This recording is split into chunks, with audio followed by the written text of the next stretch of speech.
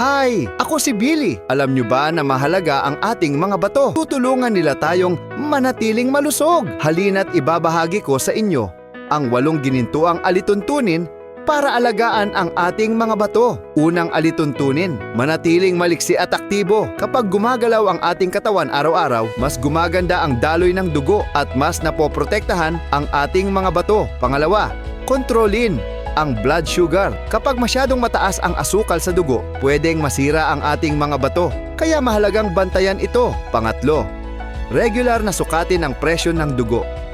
Ang mataas na blood pressure ay tahimik na kaaway ng ating mga bato. Pang-apat, kumain ng masusustansya at panatilihin ang tamang timbang. Masarap at masaya ang pagkain kapag ito'y tama para sa ating katawan. Pang-5, uminom ng sapat na tubig araw-araw.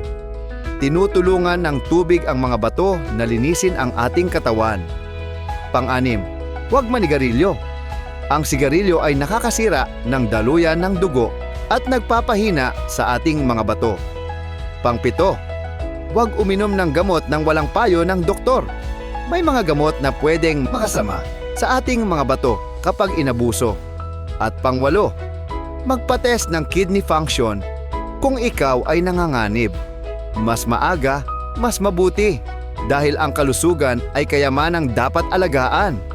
Sundin ang 8 ginintuang alituntunin, pangalagaan ang inyong mga bato at mamuhay ng masaya at malusog